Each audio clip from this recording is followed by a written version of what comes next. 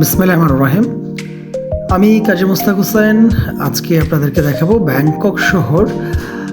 দিনের ব্যাংকক দেখতে কেমন, পুরা ব্যাংকক সিটিটাকে আপনারা খুব 2-3 মিনিটের মধ্যে দেখানোর চেষ্টা করব।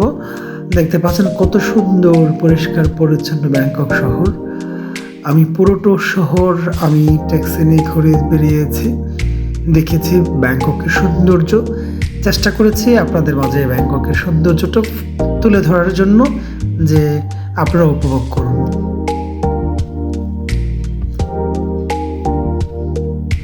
বড় বড় খুব হাইটস বিল্ডিং দেখতে পাচ্ছেন। আমি এবং আমার ট্যাক্সি ড্রাইভার, আমরা ড্রাইভারটা অনেক মিশুক ছিল, তো আমরা দুজন প্রায় সারাটা দিন ট্যাক্সি নিয়ে ঘুরে বেরিয়েছি। ব্যাংকক শহরে কিন্তু বিশাল বড় একটা শহর, এটা কিন্তু ঢাকা সিটির থেকে অনেক বিশাল, কয়েক গুণ বড় শহর, এবং এখানে অনেক ট্রাফিক জ্যাম ঢাকার মতোই অনেক, তবে একটু ডিসিপ্লিন রয়েছে। তা আমাদের ঢাকায় তো এরকম ডিসিপ্লিন নেই, তবে এখানে অনেক ডিসিপ্লিন, তবে ট্রাফিক জ্যাম থাকলেও বোঝা যায়নি। আর এটি হচ্ছে থাইল্যান্ডের নেভি, যারা নেভির হেডকোয়ার্টার থাইল্যান্ডের, ওখানেও গিয়েছিলাম।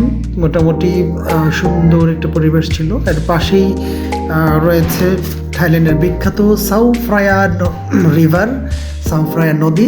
তো এই নদীর দুপাশ ঘিরেই অনেক পর্যটন কেন্দ্র গড়ে উঠেছে, এবং এখানে কিছু বৌদ্ধ মন্দির রয়েছে, এবং ওই যে দেখতে পাচ্ছেন, তাছাড়া আরও কিছু দর্শনীয় স্থান রয়েছে যেটা নৌকোতে করে ঘুরে বেড়ানো যায়। তো আমি আবার এই পাশ থেকে ওই পাশে ফেরি করে গিয়েছিলাম, এবং এই নদীটা ছোট্ট নৌকা করে ঘুরে বেড়ানোর চেষ্টা করেছিলাম। তবে আপনাদের মাঝে আমি ছোট্ট করে জাস্ট তুলে ধরেছি যে এই নদীর সৌন্দর্যটা দেখতে কেমন।